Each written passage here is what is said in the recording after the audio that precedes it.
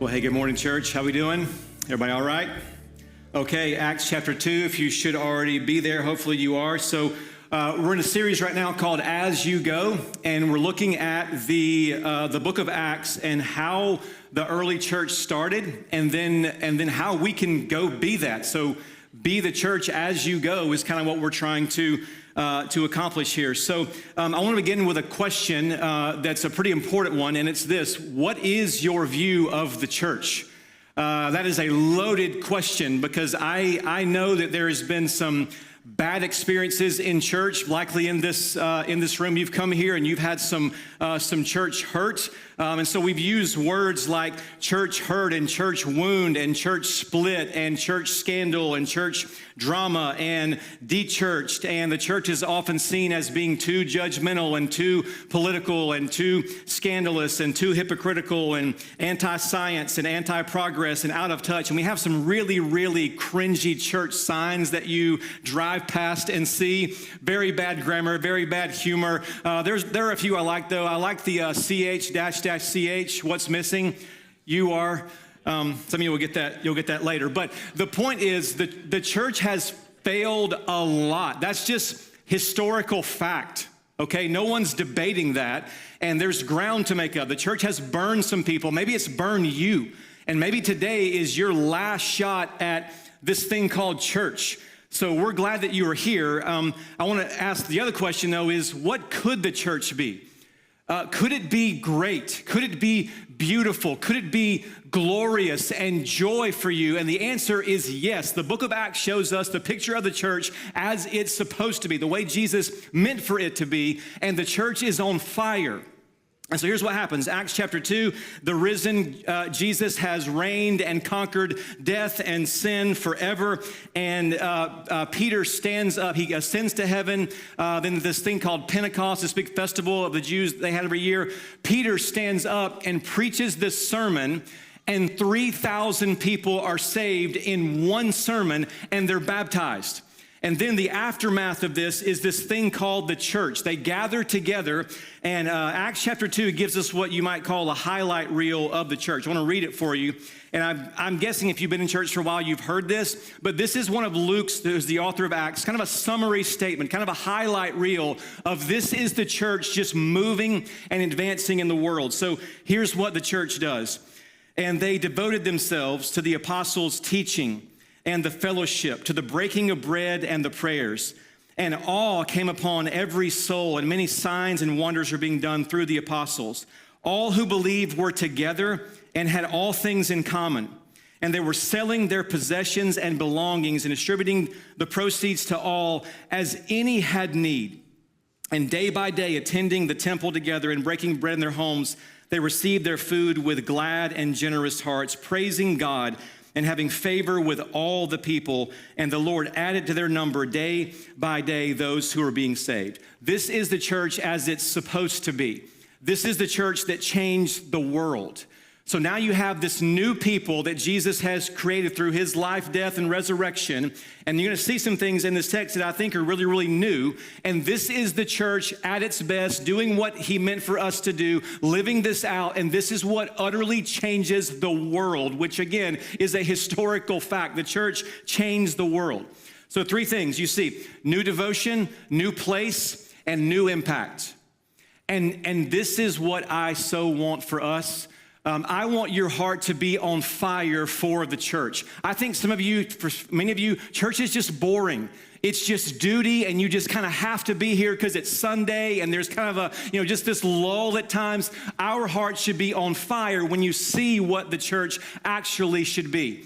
Now, some of you, and this might be your last shot at church, maybe you're just angry at the church. Be sure you have the right one in mind, though, if you reject it. So I want to show it to you and walk you through this, okay? Number one is a new devotion. We'll get to what they were devoted to. Let's focus on the word devotion. They devoted themselves, is what verse 42 says. The word devoted is this idea, it's not just a mere admiration or you just kind of like something now. This is a word that means like this new attachment. It's this fixed orientation now that you're around this thing and you wake up and there it is in your mind and your whole life is built around it. I'll give you an example that we all do this with your phone. Okay, our phones, we are attached to our phones in a very real and very clinical way. I mean, quite frankly, this is how it is. Okay, wasn't always this way. In high school, I had a bag phone. It was this phone you carry in this gigantic bag, and it was for emergency use only, okay? You don't call, and you better be dying to make a phone call on this phone, okay? You can either call the Pentagon or you can call your house. You ain't calling nobody else, though. It's like $30 a second on this phone. So there was no just chatting it up. It was emergency use only, okay? Now our life is on this thing. A few weeks ago, so I have an iPhone because I'm a Christian. Some of you text me and it's green. What are you doing? I don't understand. Why is it green? So I have an iPhone. I broke it. Okay, which everyone tends to feel sad when someone breaks their phone. So I close my tailgate, it slides down into the hinge and just crushes. It was traumatic, like someone died, okay? It was bad. So I bring it to my phone guy. Yes, I have a phone guy. And he goes, man, it's bad. I can't fix this. The motherboard's broken. I'm like, well, is there a fatherboard? Is there like a backup? Like, how's this work? No, you can't. He says, I can replace it, but my shipment comes in on Monday with a phone that I can, just replace. It's Friday, I'm traveling that weekend, so I need a phone. So he hands me what I think was the first iPhone ever. I mean, this thing is gas powered. You had to like crank it with a pull start. It's so old, there's no space, there's no apps will work on the thing, and of course my SIM card won't work, and so I can't make any phone calls. I'm on Wi-Fi trying to navigate and send text messages. So for 3 days, I have an old iPod basically. That was a thing if you're under 20, that was a thing we all had at once. I'm using an iPod I felt sick the whole weekend. I'm serious, my entire life felt like I'd lost a vital organ. I couldn't figure out it felt so off. I'm like, this is not healthy. Something is wrong with me. That is attachment. And imagine if that was how you viewed the church and this devotion to one another. So here's what they're devoted to. The apostles' teaching. You know what that is? The gospel. They're teaching the gospel, the life, death, resurrection of Jesus, that he's now reigning over all things and all that means for your life. They're hanging on every word that they're teaching. And then the fellowship. Notice the fellowship, which means each other. So they're devoted to the sense of togetherness and being together. It was now central in their life, not just optional, not just some sidebar topic for them. It was central in their hearts and minds. The breaking of bread. They were eating together now in this really new way. Christians know how to eat, okay? We just do. We know where it comes from. We know what it's about. It's not just fuel for us to help you gain weight and get jacked. It is actually a taste of heaven for us. It's the kingdom coming among us. That's what food now is, and they're devoted to eating together. And then the prayers. All kinds of prayers. Prayer was their life now. You read the book of Acts, they're praying about everything. Prayer was like breathing for them. And they're devoted to these things. This was their new life, and there's all of this joy, all this life, all this energy just springing up among them. And can you just picture that? Can you see them? Just in your mind's eye, see them laughing and high-fiving and rejoicing and free and forgiven and flourishing together. This is the church on fire. And they're devoted to one another in this sense. Don't you want this? Now, you can have that, but here's the catch in all of this. Following Jesus for them and being together were the same thing. They weren't separate things. Being with the church and devoting themselves to teaching, listening, learning, praying, eating, and following Jesus were the same thing. It wasn't two categories, it was one category. Now for us, we have two categories. We think, here's my walk with Jesus, and so I wake up and I get my Bible and my journal and my candle and the Braveheart soundtrack, and I follow, maybe that's just me, I follow Jesus here. Then over here's the church, and it's optional, and it's nominal, and it's kind of give or take, and if I feel like it or not. That's not how they saw it. It was following Jesus and being together, and in these new devotions, it was one category. The church was not optional for them, it was essential. So is it optional for you? Is it just this spiritual add-on that you sort of add to your life, or is it the center of your walk with Jesus? Because for them, it was.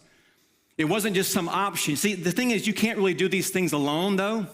You can do these devotions by yourself. You can be devoted to these things alone, but they're so much better together. Eating is so much better together. Praying together, being devoted to all these things, they're meant to be done together. I wonder if you saw it that way, what it would change for you. I saw this play out years ago. There was a guy in my church in Texas, really committed to our church, loved Jesus, faithful to our church. Well, he gets a call one day for his dream job. This job was going to be all that he had worked for, what he went to school for, was going to be a massive promotion for him and his family. And we're excited for him. We're happy about this. The one catch was he had to leave. He had to move states. It was a job outside of Texas. And I just thought the guy was gone. We're sad, but we're happy. Here's this massive promotion for him. He wrestles with this for weeks. And he finally comes back to me and says, I turned it down. And I thought, you imbecile, this is your dream job. What are you doing? You know what he said to me? He says, we prayed through this, we wrestled through this, and we decided that we could not leave our church. And I'm like, your church, not your city, not your school, not all the friends, but your church is what you're saying. That's what kept you. I had no category for that. No category for someone making a major life decision and basing it on the church. Now, I'm not saying you can't leave. We don't lock the doors. We don't serve Kool-Aid here in the Lord's Supper. That's not how we do it here, okay? God may move you on, but when you see the church as the center of your walk with Jesus, not just this sidebar option, it changes how you make decisions and how you live your life. So there's this new devotion that Jesus has made among them.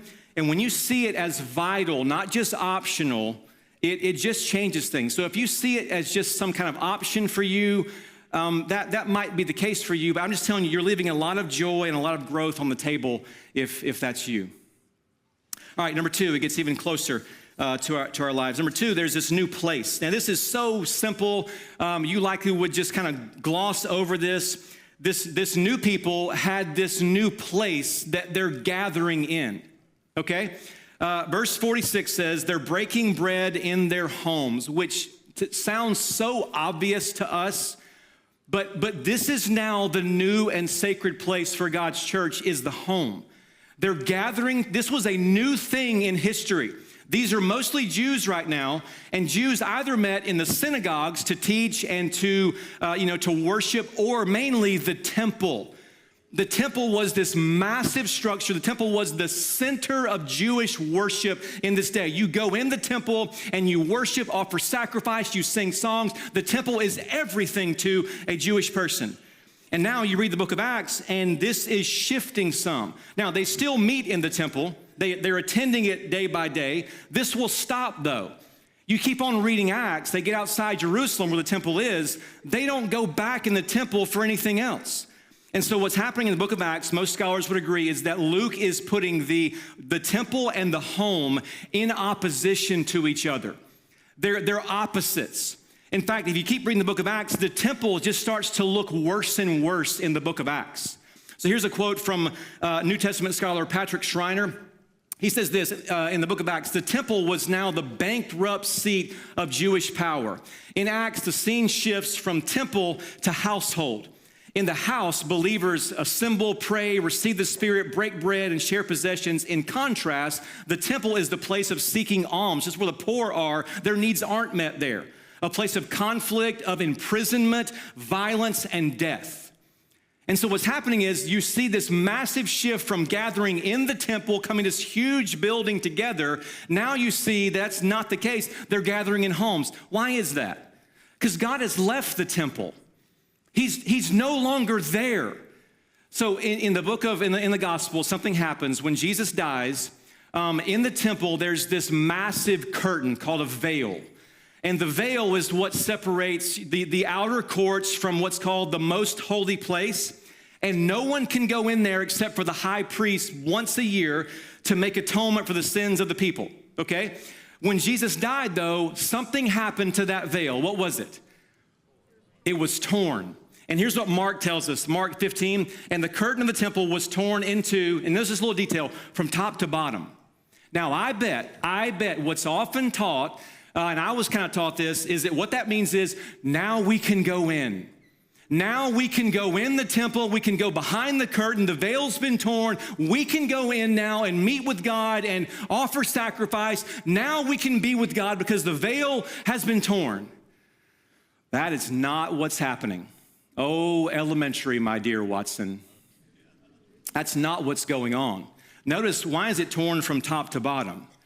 The veil being torn, it's not about someone going into the Holy of Holies. It's someone going out. God is leaving the building. God has left the temple and the whole Jewish system. His Son is now the temple. His Son is the sacrifice. His Son is the offering. He's our priest that goes in and gives himself. We don't gather in a temple. We gather around his Son. And his Son has prepared this feast for us, this celebration for us. And how do we celebrate that? How do we go in and taste that? We gather in homes around the table with King Jesus. That's how this thing plays out. So now there's this new sacred place. You see the church gathering. It's not the temple. It is the home. This is where Jesus invites us in. This is where they met. And this is where you see this generosity take place. By the way, this is why we do house church. This is how God spread his church from Jerusalem to Judea to Samaria and Philippi and Corinth and Ephesus and Thessalonica and Athens and Rome, all the way to Hattiesburg through homes. That's how it happens. Now, this is why we do house church here. House church is the oldest idea that we have here. All we have here is modern. This is modern up here. Our worship's modern. Our building is modern. Our roof is dated, but still pretty modern. Okay, it's all modern.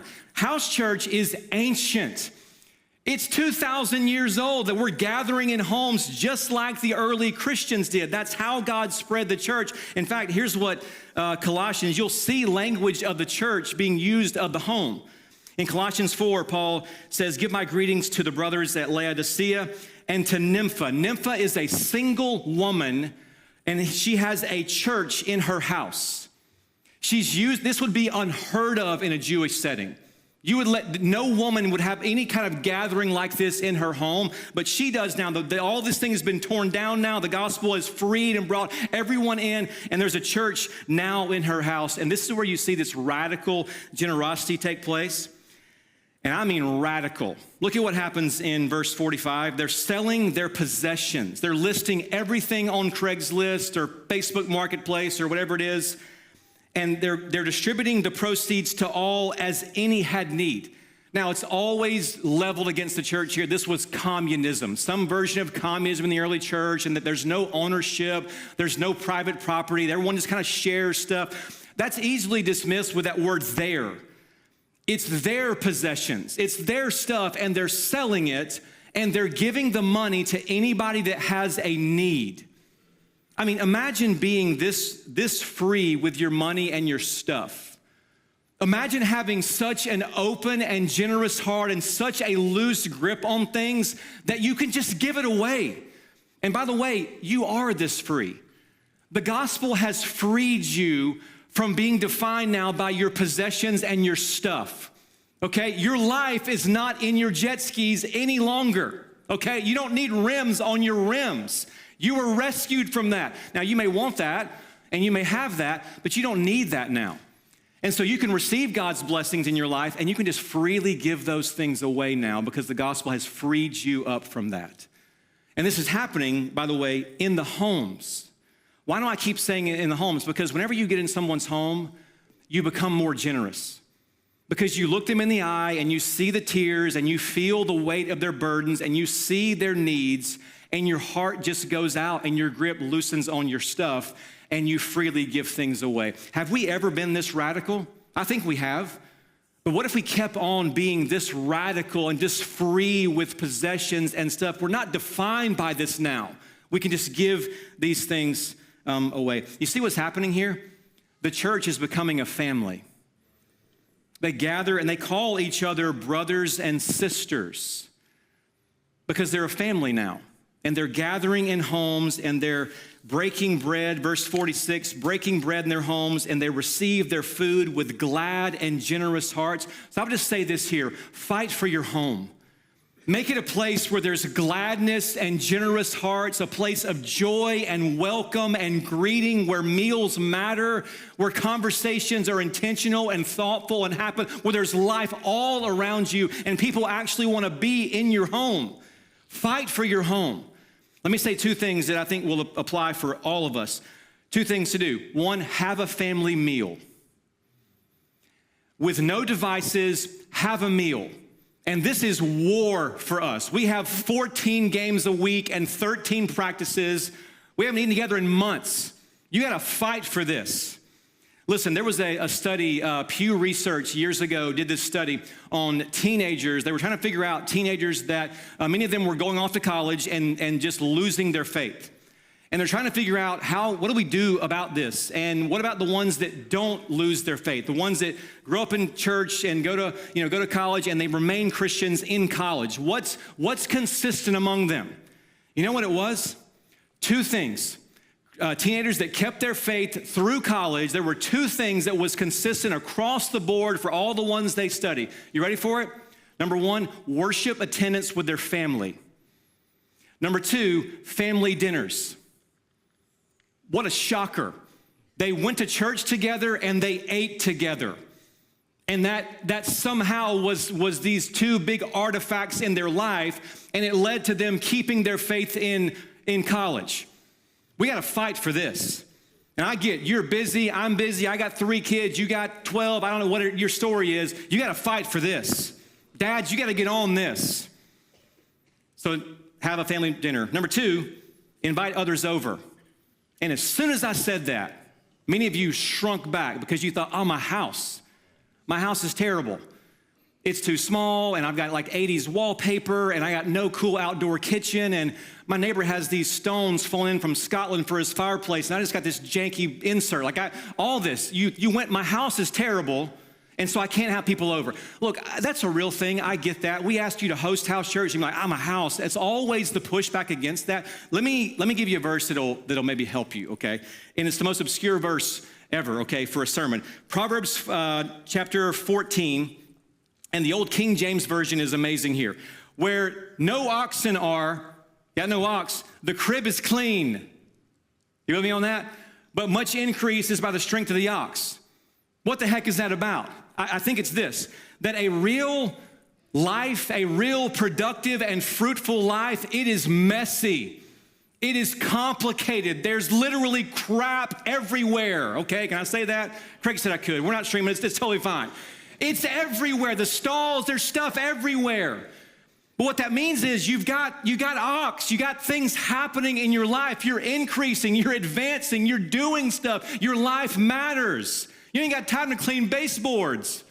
You're doing actual life. So if your crib, if your house is messy and just unkept, you could be lazy, you could be a hoarder. Don't be a hoarder. I watch those shows all the time, it's terrible. Don't be that, but it could be that you're crushing it. And there's no time for all these things. Life just kind of piles up around you because you're so busy and so engaged. And so open your home up. We want to eat and laugh and pray and rejoice, not stare at your clean floors. Nobody cares. Now, some of you, your crib is just, it's just too clean.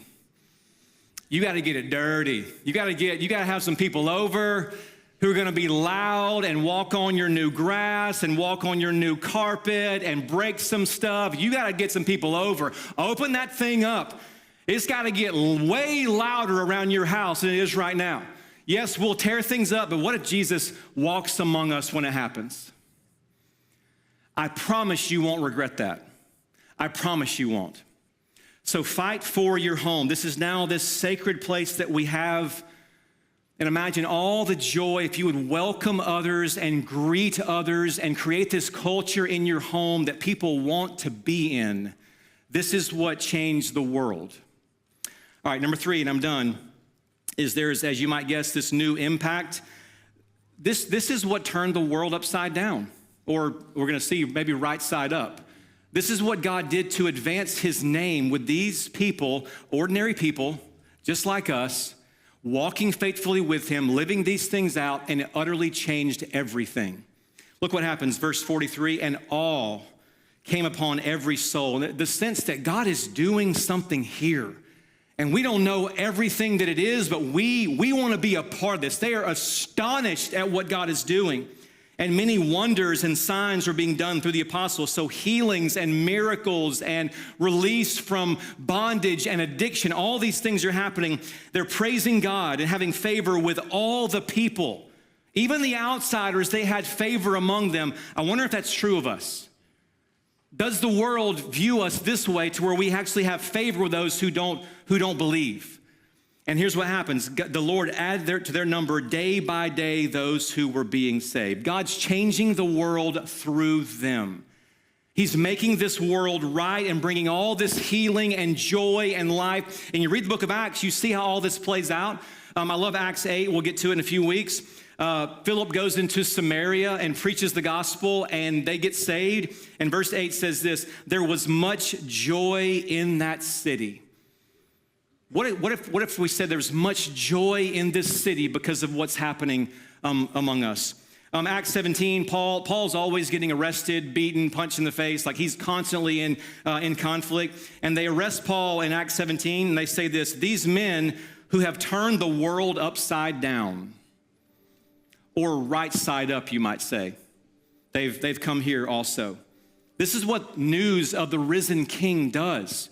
We have the greatest news in history. We have the gospel of this risen King. It's called good news, by the way, not good advice. The gospel's not advice. Advice is here are things that you do to make your life better. Here's how you perform, how you can fix your marriage and your money and your parenting. Here's advice, and that is everywhere you turn. Anywhere you look at a podcast, you turn the TV on, there's something about, here's all this advice for you. The gospel is news that this risen King has conquered death and sin and evil and hell and Satan forever. That's what changes the world. And when you see it happen, when you see someone move from death to life, oh my goodness, you want to keep seeing it. I'll give you a story and I'm done. I was, back in 2016, I spent 25 days in China. We had some missionaries there. China's very big, in case you didn't know. And so I had to travel all over the country, visiting missionaries and kind of just checking in on them, seeing what they're doing, learning from them. And I had 27 flights in 25 days. I was in the air the whole time. Got a lot of frequent flyer miles, but I hate flying. I only think of death. I mean, you leave a terminal. Why that word? You make your final descent. It's all death for me, okay? So it's a rough trip. I didn't speak the language. I had a young family. There was no baseball, no bacon, and no CrossFit. Like I'm suffering, okay? It's a long trip. I never forget, I flew from Beijing to San Francisco, and I ordered the biggest breakfast platter you've ever seen in your life. And this thing comes out, and I just cried. Like I was done. Day 23, though, I was just reaching the end of just my ability to handle this whole situation. And something happened that day that changed everything. So our last stop was this remote village somewhere on earth. I have no idea where I am. I can't pronounce it if I even knew that. And we drive out to this remote village, and there was this people group there that our missionaries were. A people group is people group with a language and a culture, and I got to meet the first Christian in this people group, the very first one. And we're talking centuries of never hearing and believing the gospel. And our missionaries got there years ago and worked for 2.5 years, and finally someone said yes to Jesus, and the gospel broke out there. And I met this 20-year-old young woman. She now translates the Bible in her language, but she was the very first one. And you see this, and it utterly changed everything about the trip. And I left there on fire for the gospel and what the church actually is. Church, Jesus is alive. The gospel's real. This is what the church can be. Not saying it always is or it always has been. This is what it can be. So what if we gave ourselves to these things? So let's get to it. Let me pray for us.